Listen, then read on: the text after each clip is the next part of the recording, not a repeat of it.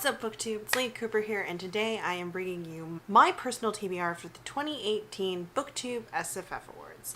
The BooktubeSFF Awards are an annual award for science fiction and fantasy published in the previous year, selected or nominated by people in the booktube community, and then voted on by the people in the booktube community. There's a Goodreads group, which I will link down below. It has all of the information, including the complete shortlist, which I'm not going to go into here because lots of other people actually involved in the award have already done that.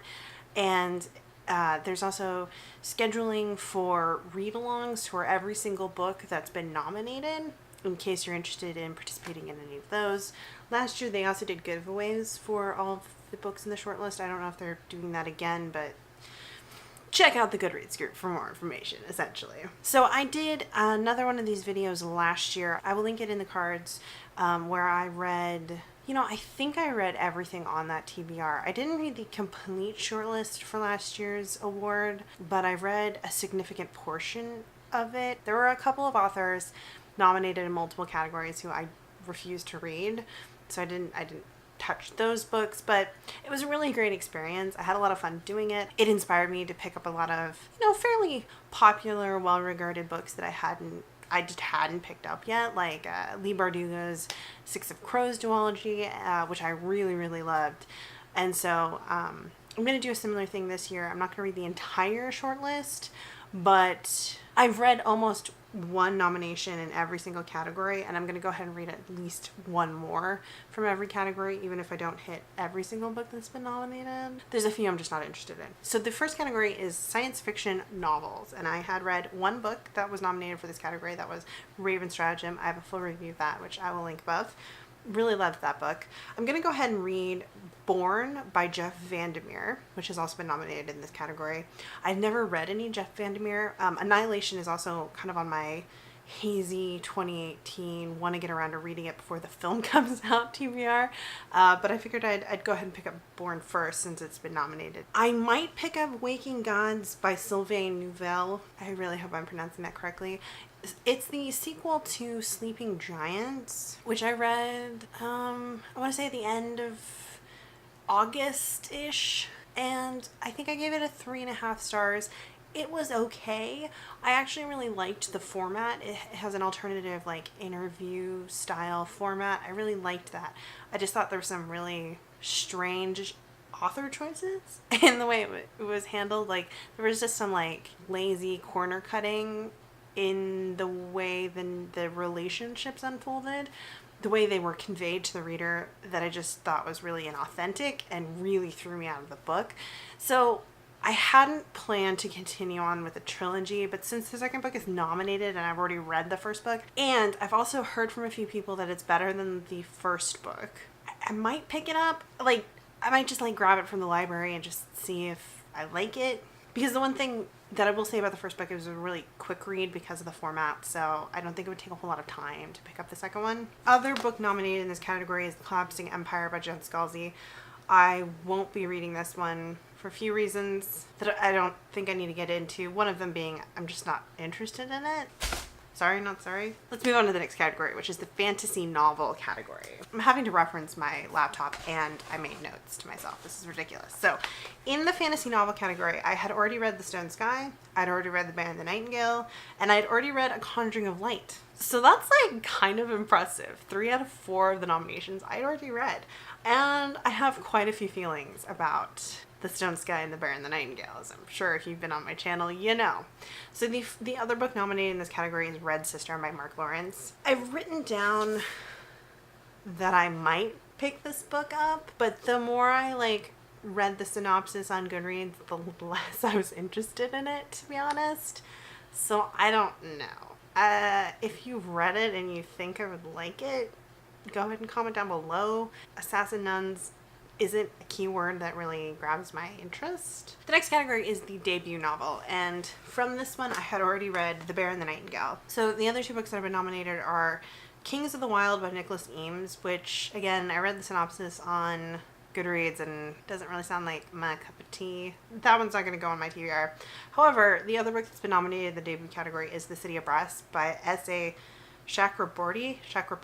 Not entirely sure how to pronounce her name, but this book has been on my TBR for quite some time, actually, so I'm really excited to see it nominated, and I will definitely be picking this one up. It just sounds super interesting. And then in the YA category, I had not actually read any of the books nominated for this category, and I'm kind of, you know, I don't know how many of them I'm going to read.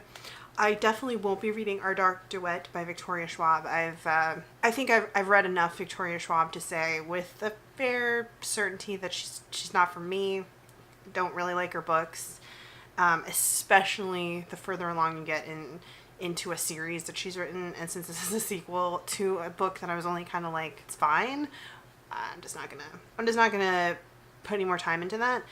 The other book, which is a sequel, is Wind Witch by Susan Dennard, and this is the sequel to Truth Witch, which, to be honest, I hadn't really planned on reading this trilogy. However, I actually don't know how I got a copy of this, but I got a copy of Truth Witch for free on some promo deal, even like within the last month or so. So I figured I'm going to go ahead and give that a try since I've got it on my Kindle and it's free. If I like it at all, I'll go ahead and pick up Wind Witch since it's been nominated in this awards. If I hate Truth Witch, then I'm not going to force myself to read Wind Witch, but open mind, right? And then the other book that's been nominated in the YA category is Strange the Dreamer by Laini Taylor. Okay, so I said I wasn't going to talk about every single book that's been nominated, but apparently I am, because I just want to talk about my reasons for picking up or not picking up these books. So anyways, Strange the Dreamer by Laini Taylor, to be honest, this is one of those books that's been like so freaking hyped that I just have like, I didn't really have any interest in reading it, and like the hype train nuked my lack of interest into like, no, not gonna pick this book up.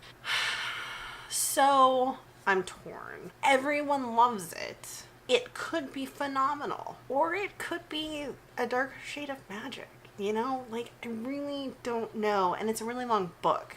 And I just, man, I'm so burned from the Shades of Magic trilogy and like the hype train around those. And I feel like it's a similar hype train around Strange the Dreamer. But it's another one, if I can get it from the library, if I have a bunch of time and I'm feeling in the mood for some YA fantasy, I think I'll go ahead and give it a go, but we'll see. I think it's going to be dependent on how much time I have, like free time, because it's a chunker of a book, and I just don't know. I don't really trust the hype. Next category is middle grade.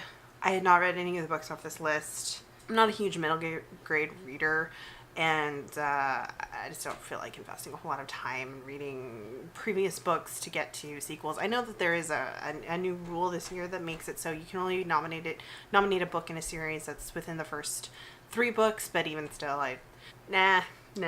I'm sure they're great books. You know, Tara Mafi and Rickard, and both are very well-loved authors. It's not my thing. So then, in the best graphic work, I had already read Monstrous Volume 2. I also nominated that book for this award. The other 3 graphic novels, I think I'm going to go ahead and give a pass on. My favorite thing is Monsters by Emil Ferris. Looks interesting, but I don't really like the art style, and I don't really like the interior layout, and it's really long. Not that that's a turn off or anything, it doesn't really grab my interest. The premise sounds good, but the rest of it doesn't grab my interest. And Paper Girls it's the 3rd volume, so I have to read the first 2 volumes. And I've never been super interested in that series. I think I might give the rest of the category a pass, to be honest. None of them are the kind of graphic novel that like really leap out and go, oh, I want to read those. You know, like last year I did read like the first 5 or 6 volumes of Saga to get to the issue that had been nominated, and it was totally worth the time investment in that, like, because Saga was the kind of thing that I was like, I had really wanted to read, and none of these are really jumping out at me like that. So then the next category is best short work, and I'm really sad that the Refrigerator Monologues did not make this category, because more people need to read the Refrigerator Monologues. Go read the Refrigerator Monologues. Seriously. However, Down Among the Sticks and Bones by Shauna Maguire, to no surprise, was nominated. I've already read that. I feel like I might have a review for that too. If I do, I'll link it above. Like, I'm almost positive I have a standalone review for that book, but I'll have to check. And then the other two books that were nominated, one was All Systems Red by Martha Wells, which is actually a tour novella that's been on my TBR. I love Martha Wells, and I've been really meaning to read this because the second book in this little novella series she has already come out. So I'll definitely be picking up All Systems Red. And then the other one is Binti Home by Nadia Okorafor. And I want to say this is the second book in the Binti novella trilogy. I'm kind of torn. The Binti books have never really leapt out at me as something I'm super interested in. Everyone I know who's read them has loved them. And they're really short since they're just novellas. So I kind of feel like maybe I should just go ahead and give them a try. A Caught a Witch by Nadia Okorafor is kind of casually on my TBR. And, but that's like a full-length novel. So I'm kind of thinking maybe I should give these novellas a try, see if I like her writing. I don't know. That one's kind of a maybe. Like if I can get them from the library. And I think that's the whole short list. So I've got a lot of books that are maybes, and I would say like there's like 18 things that have been nominated that I haven't read, and I want to say like about 4 of them I really want to read, and then another like 4 or 5 of them I might pick up if I have time. That's kind of how it falls. The middle grade category is the only one. Middle grade and graphic novels are really the 2 categories I'm giving a miss this year. Middle grade I didn't read last year at all because obviously the fantasy novel category was totally to my taste since I'd read most of it. I'm going to be reading those.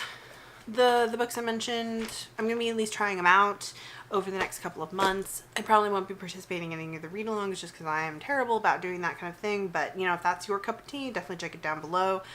Stay tuned for all of my wrap-ups in the next 3 months because I'm sure I'll be talking about several of these books, and I might even do some individual reviews if anyone's interested in it, in like my thoughts on the books on the long list. And I'll definitely do probably not a predictions video just because I feel like this is one of those awards where I don't think necessarily the most quality books win.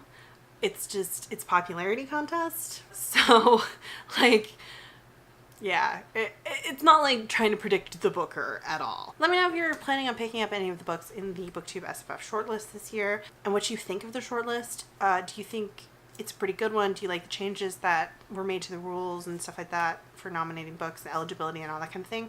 Overall, I think it was, they've been some good changes. I'm really, really glad to see that we only have like a couple duplicates from like an author was nominated in 2 categories and 1 book was not nominated in 2 categories. I think that's a lot better than having an author with like 5 books nominated. And I also think the cap on how deep into a series you can nominate is a good change too, just because, man, last year it was like so many sequels and like so like half the books I ended up reading for the BooktubeSFF Awards weren't nominated books. They were like the earlier books in the series, and that's just a big strain if you aren't reading a ton of series or you don't like to read a ton of series. But so like overall I think the list is pretty healthy this year. Yeah, and I think that's all I have to talk about for this. So be sure to hit that subscribe button if you like any of my videos or my reviews and you like hearing me ramble on about books and stuff like that. And I'll see you guys in my next video. Bye.